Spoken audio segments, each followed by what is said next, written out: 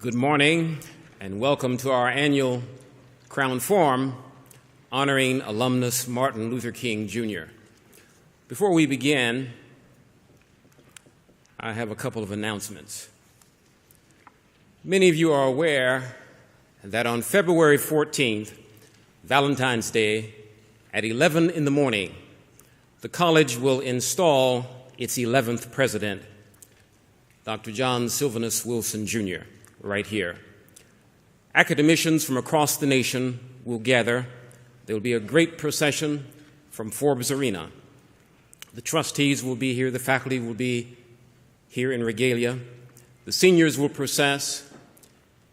And each class, freshmen, sophomores, and juniors, will also be present in suits and ties, and you will sit together as a class.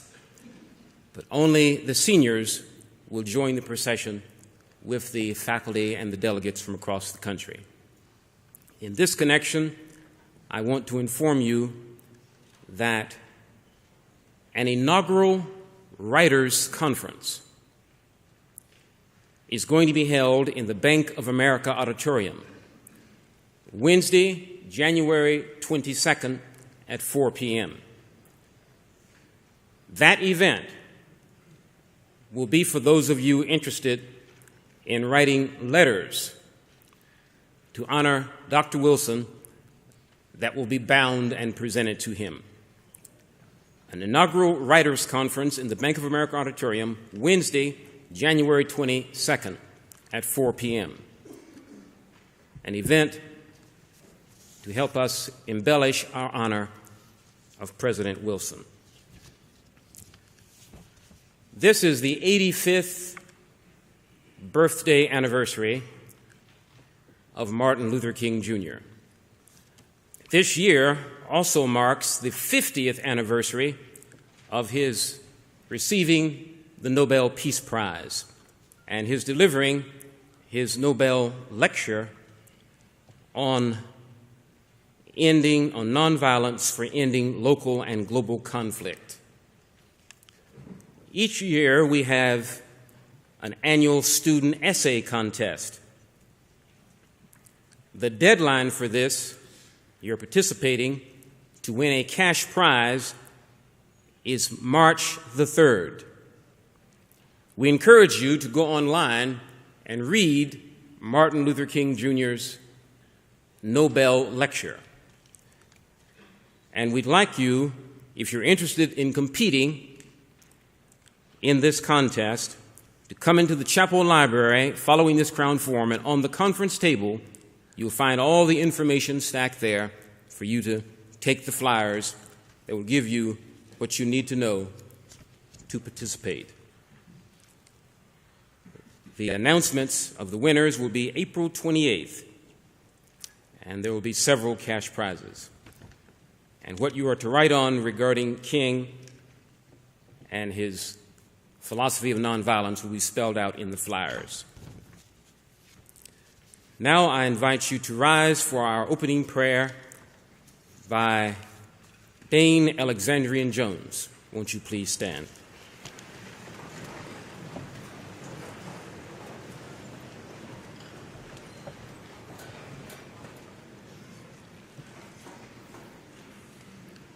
Let us pray.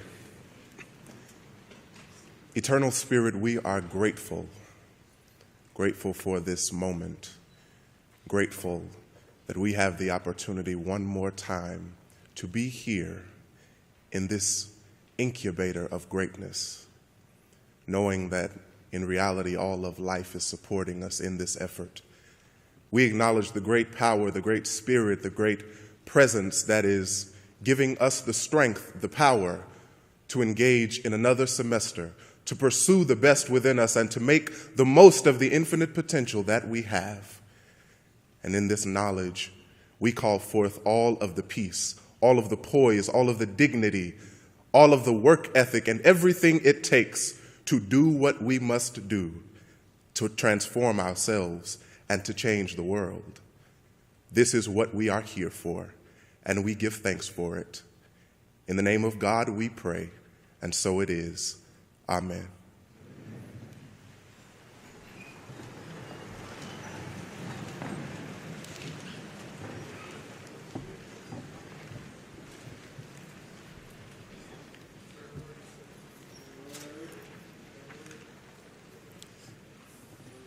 Good morning.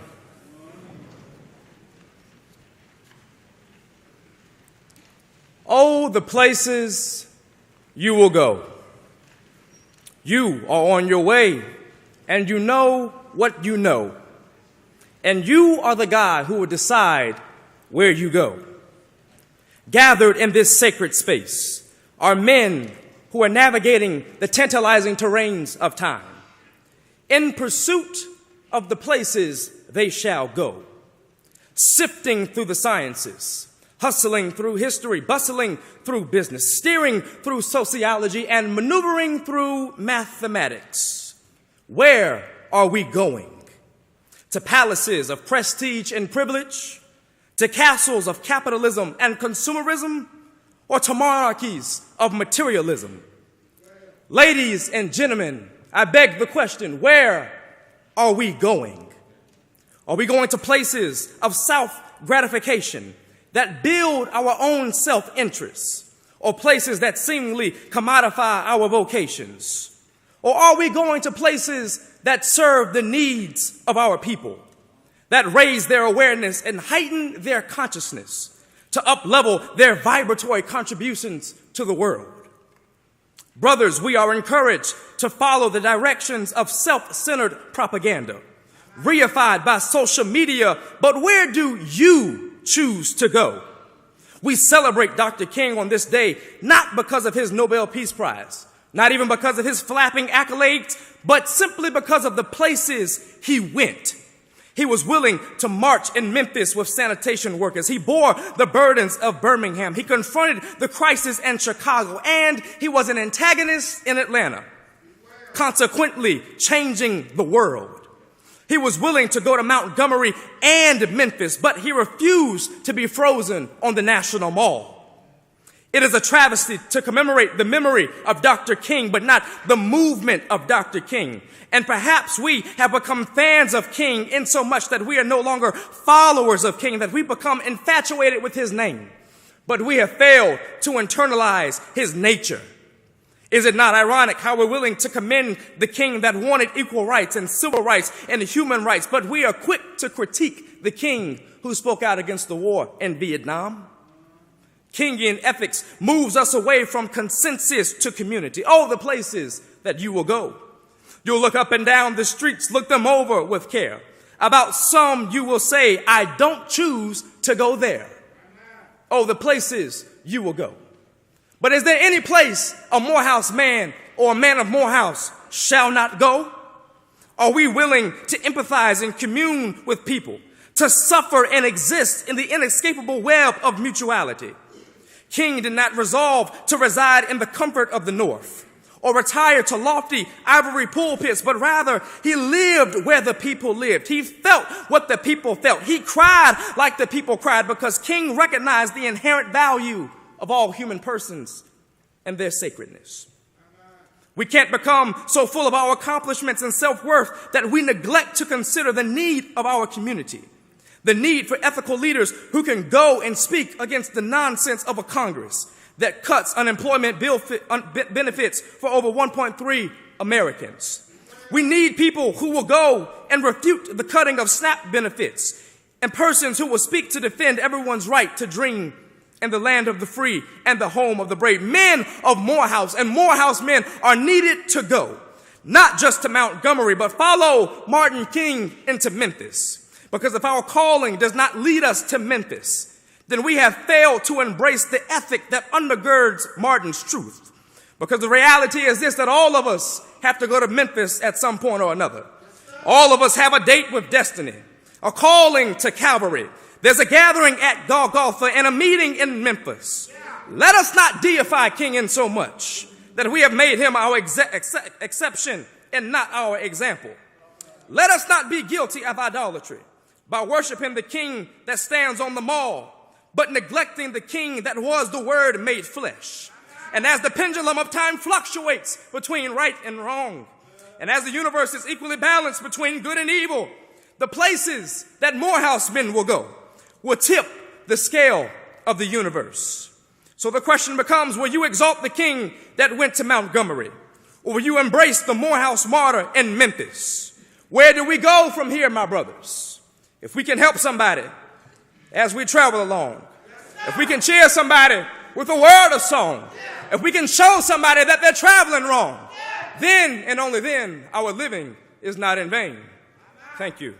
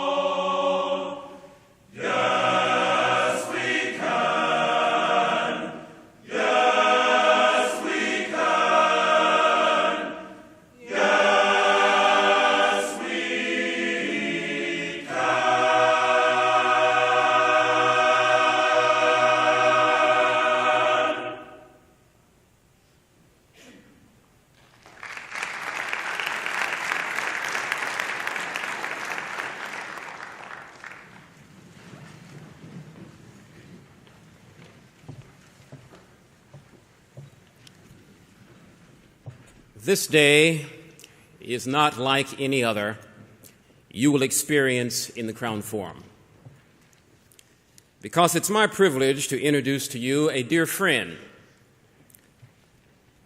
who's going to reveal to you a formula that is not so secret as to how Nelson Mandela became a legend, how Martin Luther King Jr. was given a statue on the National Mall and a federal holiday. I want you to look at your programs, and you're going to see the name Azim in Khamisa, the top where we put the biographies. I'm going to encourage you to read it. He is going to reveal to you the answers to the statements that I've just made. but I'll lift a couple of things for you. Author, activist, and international inspiration speaker, born in Kenya, West Africa. Trained in mathematics, economics, international finance in the United Kingdom. A successful international investment banker for over 40 years. 40 years experience of doing or conducting business in Africa, the Middle East, Canada, United States of America, Europe, Asia.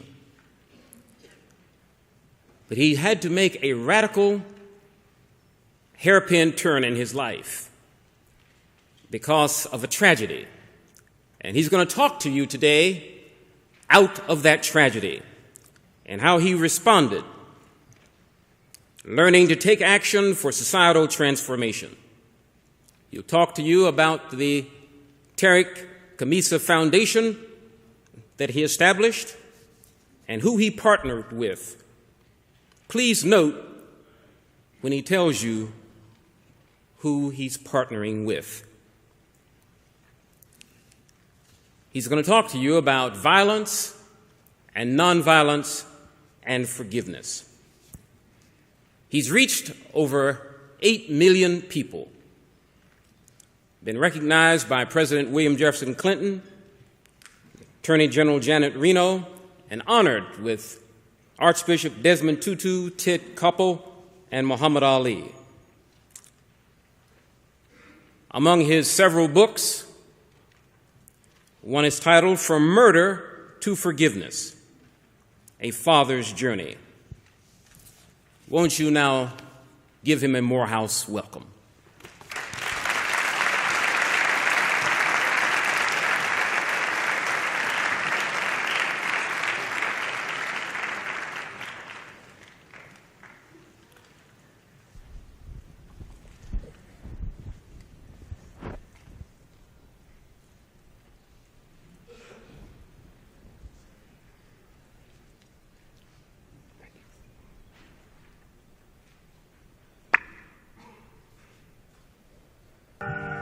In 1995, a violent crime would forever change the lives of two families and lead to an unbelievable outcome initiated by the victim's father, Azim Khamisa.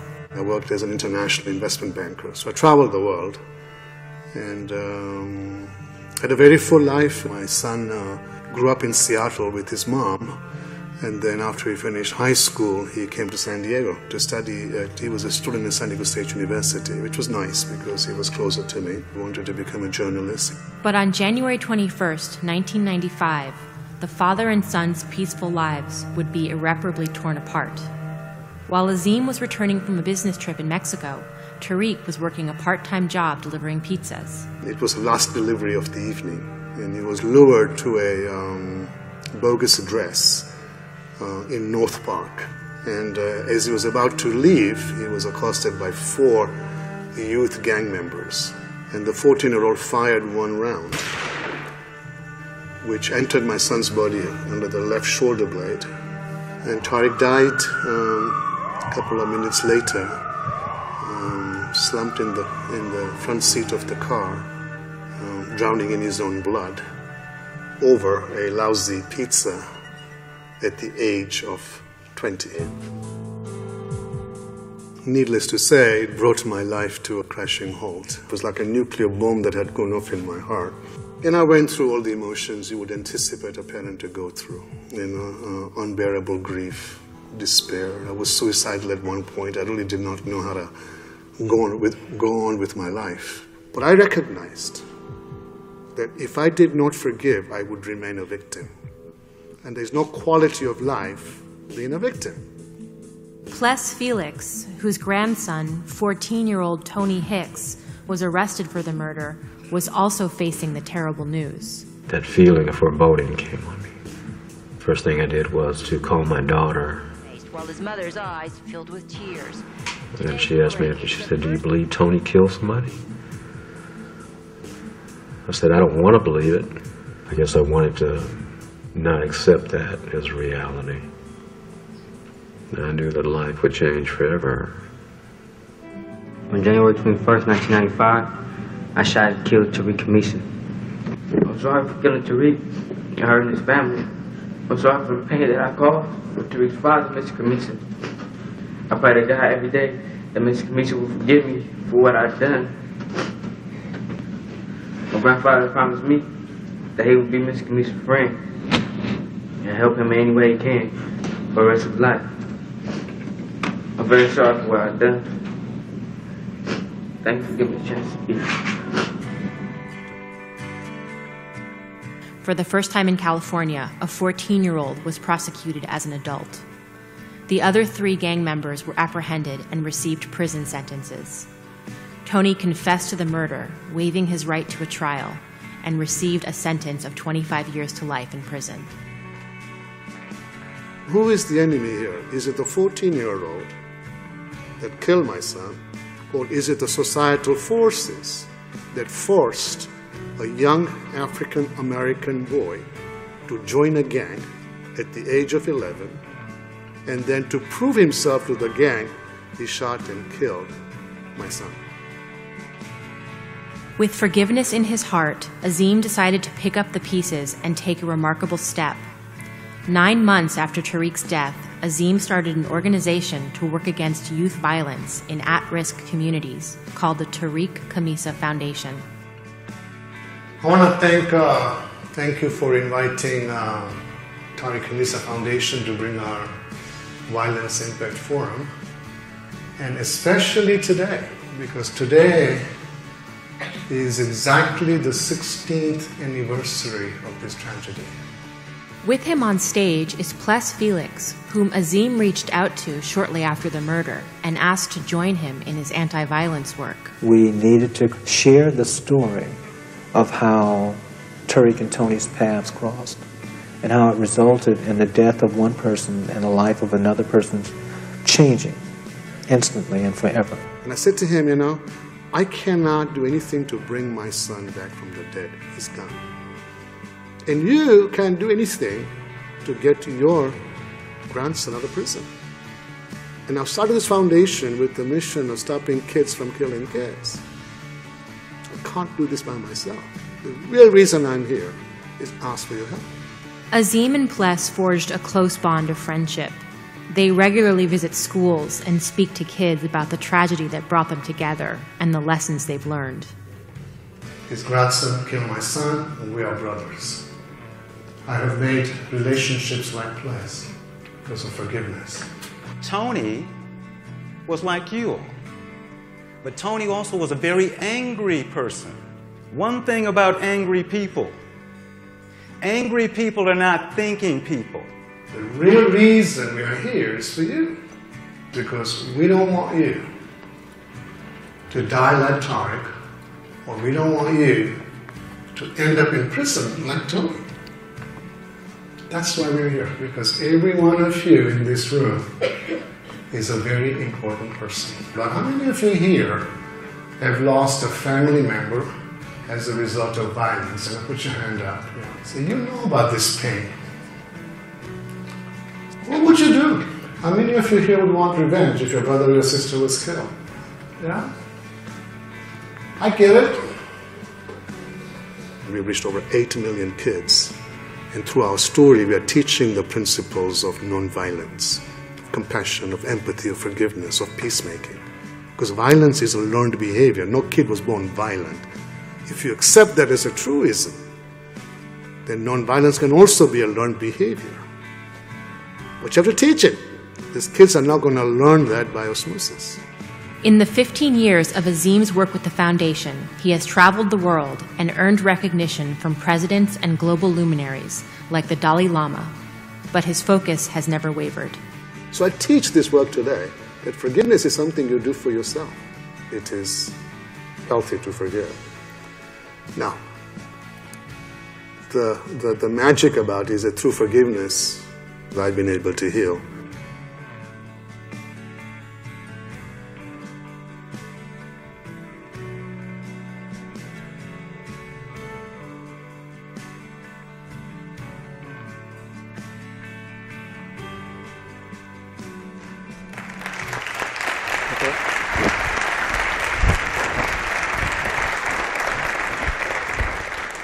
Thank you, and good morning, students. When I was your age, I had a lot more energy than that. Good morning, students. Good morning. That's much better. It's a pleasure to be here. Thank you, Dean Carter, for your introduction, but more importantly, for 35 years of leading this wonderful institute in the legacy of Martin Luther King Jr. Let's acknowledge my friend.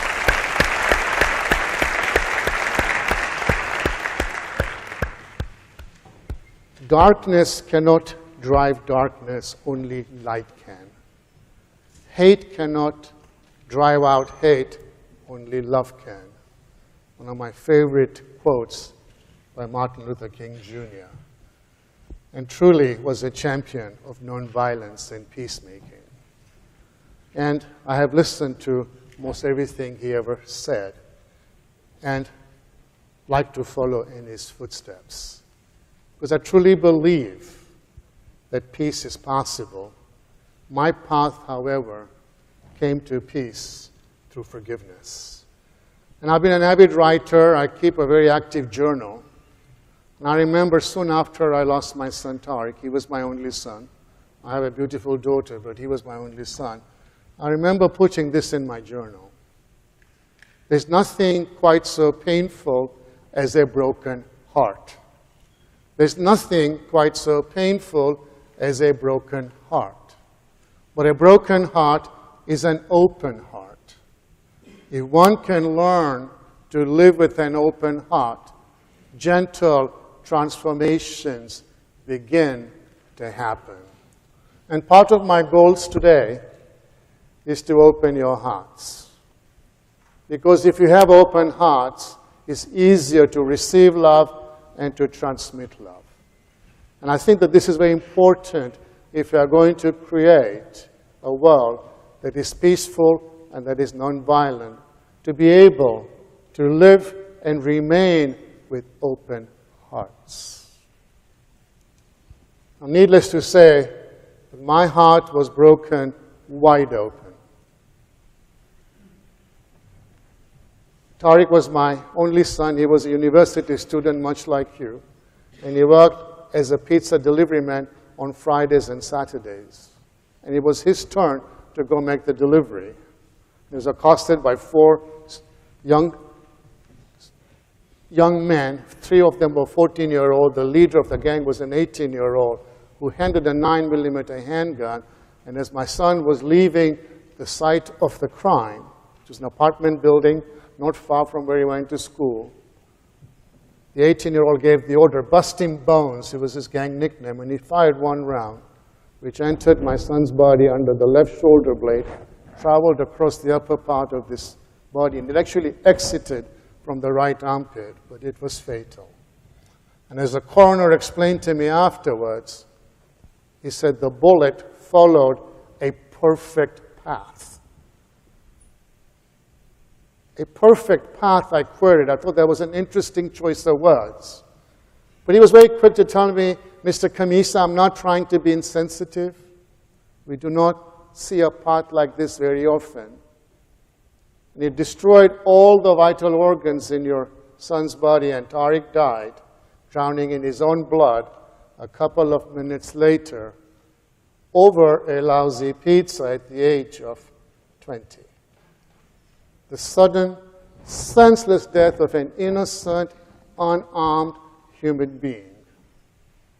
The overwhelming grief of a family. The total confusion as you try to absorb a new, hideous reality. One of the hardest things I ever had to do in my life was to call his mother. I live in San Diego, California. She lives in Seattle, Washington. It's quite far, so I had to actually call her on the telephone. How do you tell a mother that she's never, ever going to see her son again or give him a hug? How do you do that? Tariq had a very special relationship with his mother. I have a very special relationship with my mother. I'm sure that many of you can relate. And although this was 19 years ago, next Tuesday is the 19th anniversary of this tragedy, I remember those early days very clearly And it took me a while, but eventually when I told her what had happened to Tariq, she let out this loud, piercing shriek as she hit the floor. I could actually hear her hit the floor. And when I tell this story, I can hear her shriek in my inner ear, and it'll probably haunt me for the rest of my life. So why am I sharing this with you? Because it is painful. Because sometimes we don't quite get how painful violence is till it happens to us. At least I didn't get it. But now I really get how painful violence is. And because I really get how painful violence is, I would never in my life be violent to another human being. And that's why I'm sharing this with you, because it's not important that only I get it. It is important we all get it. And I'm particularly honored to address you because most of you, as you leave Morehouse, will be leaders in your communities. It's very important that we never, ever practice violence. Violence is a learned behavior. Nonviolence can also be a learned behavior. And Martin Luther King Jr. taught us all of those principles. And it's important that each one of you, as you go into your new lives, practice these principles, because there's way too much violence in our society. And I'm sure that you all know that. Now, I took a little different response to this tragedy. I saw that there were victims at both ends of the gun. I saw that my son was a victim of the 14-year-old. I saw Tony, the 14-year-old, as a victim of our society. And that begs the question, well, who is society? Well, in my humble opinion, society is not just happenstance. Every one of us who is an American is responsible for the society we have created. And children killing children is not a mark of a civil society. We like to think we're a civil society, but there's way too much violence. We are by far the most violent first world nation in the world. And that's not a good thing, because we are the only superpower which is shifting. But currently, we are the only superpower, and we are exporting this violence. So it was with this attitude, and as an American citizen, I was born in Kenya, as Larry introduced me, but I moved to the United States in the middle 70s and naturalized as an American citizen. And I felt, as an American citizen, that I must take my share of the responsibility for the bullet that took my son's life, because it was fired by an American child. And quite frankly, I believe every caring American should do the same. So it was with this attitude that I formed the Tariq Khamisa Foundation, and our mission is to stop kids from killing kids by breaking the cycle of youth violence. And we essentially have three mandates. Our first mandate is to save lives of children, because we lose way too many on a daily basis. Our second mandate is to empower the right choices so kids don't end up with gangs and guns and violence and drugs and alcohol. And our third mandate is to teach the principles of nonviolence, of empathy, of compassion, of forgiveness, and most importantly, of peacemaking.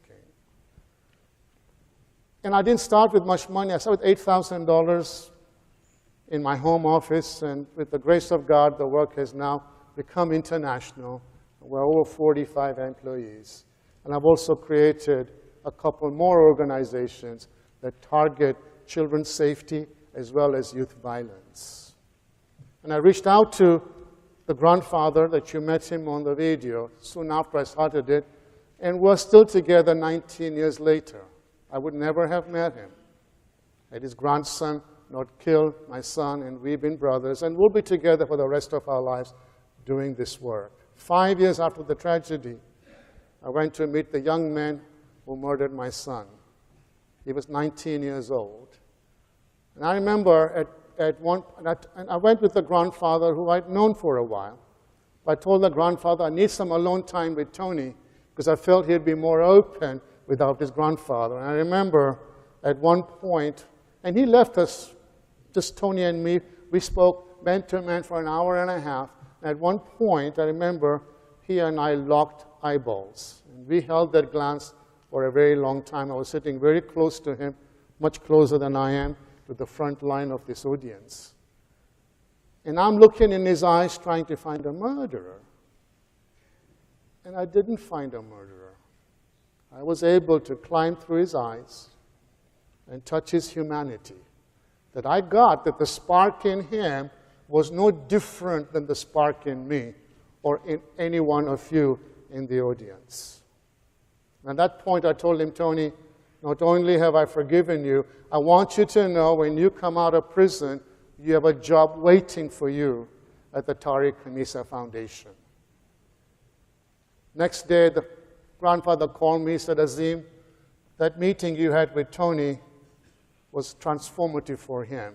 And I said, it was also transformative for me. I wish I had done that earlier.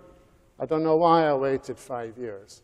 He says, as you were leaving, Tony told me, Daddy, because Tony lived with his grandfather, Daddy, there's a special man. I killed his one and only son. Not only has he forgiven me, he's offered me a job.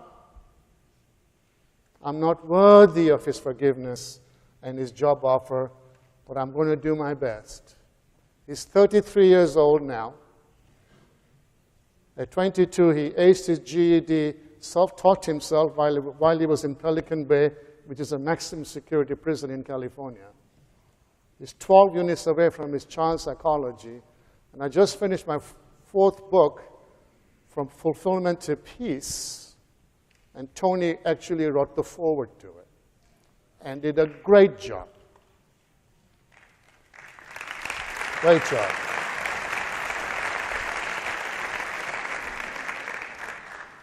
So you can see the power of forgiveness. And let me just finish. I don't have a lot of time this morning because we have a short program. I'd like to finish with a quote that I wrote in my journal, which was the basis of my fourth book. And it goes like this: sustained goodwill creates friendship. Now that ought to be obvious. You don't make friends by bombing them. You make friends by extending goodwill. So sustained goodwill creates friendship. Sustained friendship creates trust. Sustained trust creates empathy. Sustained empathy creates compassion. And sustained compassion creates peace. So I call this my peace formula. Starts with goodwill, goes to friendship, goes to trust, goes to empathy, goes to compassion, that goes to peace. But people always ask me, how do you extend goodwill to the person who murdered your child? I tell them you do that through forgiveness. As it's evident, it worked for me, it worked for my family. What's a miracle, it worked for him, and it worked for his family. It can work for you, and you, and you, and you, and your families. It can work for Palestine and Israel, North and South Korea, Afghanistan, Iran, Syria, Iraq. It can work for the United States of America. Indeed, it can work for the world. So my brothers and my sisters, let me leave you with this thought, that peace is possible. How do I know that? Because I am at peace. Thank you very much, and good morning.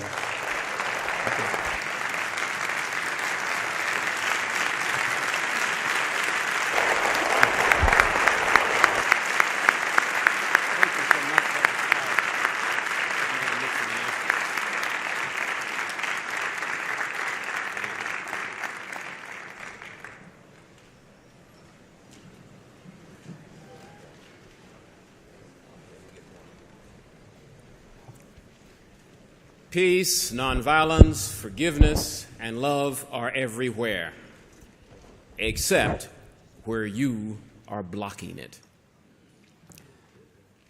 The Alphas, would you come and stand here? The Martin Luther King Jr. International Chapel Assistants, would you come and stand here?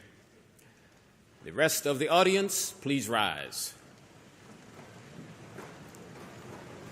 You're leading.